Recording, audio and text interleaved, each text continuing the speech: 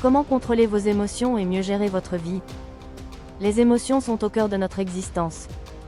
Elles influencent nos décisions, nos relations, notre bien-être et même notre santé physique. Pourtant, lorsqu'elles deviennent trop intenses ou incontrôlables, elles peuvent nous dominer, nous pousser à des réactions impulsives et nous empêcher de voir les choses avec clarté. Alors, comment apprendre à contrôler ces émotions pour mieux vivre, mieux interagir avec les autres et atteindre ses objectifs sans se laisser submerger par le stress, la colère ou l'anxiété? Dans cet article, nous allons explorer les meilleures stratégies pour reprendre le pouvoir sur vos émotions, en vous basant sur des techniques issues de la psychologie, des neurosciences et du développement personnel. 1. Comprendre ses émotions, le premier pas vers le contrôle. Avant de vouloir contrôler une émotion, il est crucial de la comprendre. Chaque émotion a une fonction précise et un message à transmettre. La colère signale une injustice ou un besoin non satisfait. La peur prépare le corps à réagir face à un danger réel ou perçu. La tristesse permet d'accepter une perte et de se recentrer sur soi. La joie est une récompense naturelle qui nous pousse à reproduire une expérience positive. Exercice à faire.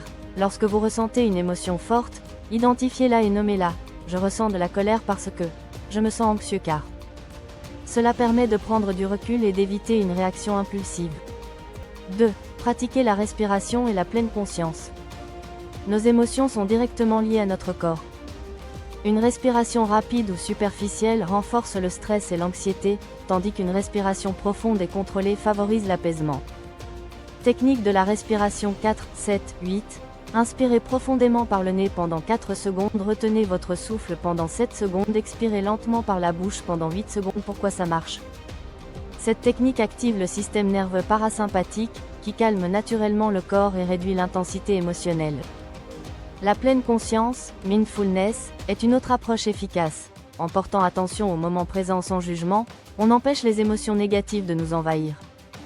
3. Reprogrammer son cerveau avec la pensée rationnelle. Nos émotions sont souvent amplifiées par nos pensées irrationnelles. Je suis nul, je vais échouer. Tout le monde me déteste. Si je ne réussis pas parfaitement, c'est un désastre.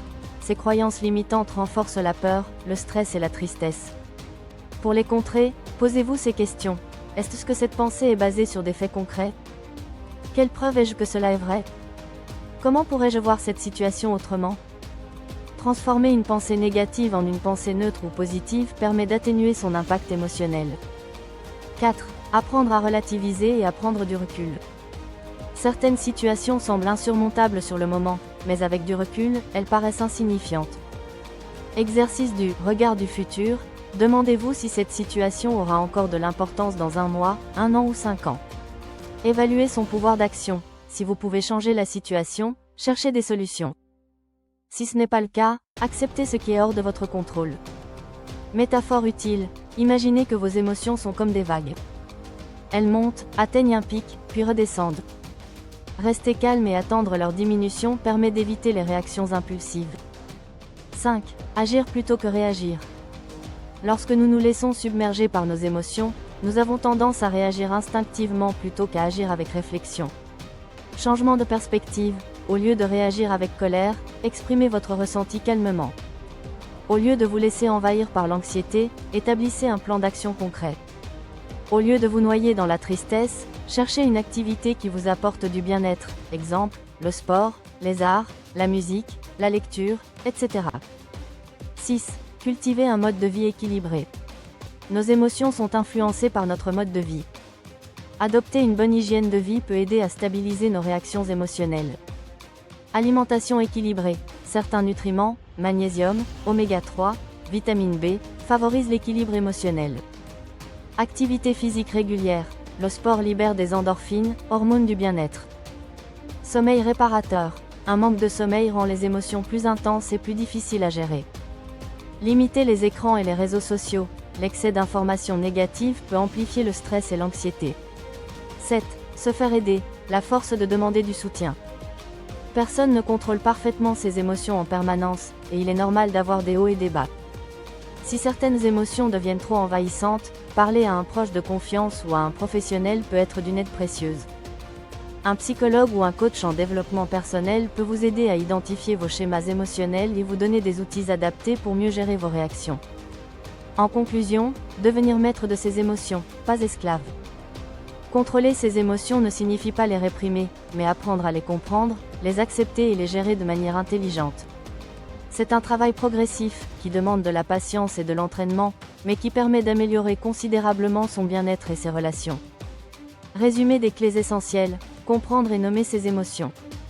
Pratiquer la respiration et la pleine conscience. Remettre en question ses pensées négatives. Prendre du recul et relativiser. Agir au lieu de réagir impulsivement. Adopter un mode de vie sain. Ne pas hésiter à demander du soutien.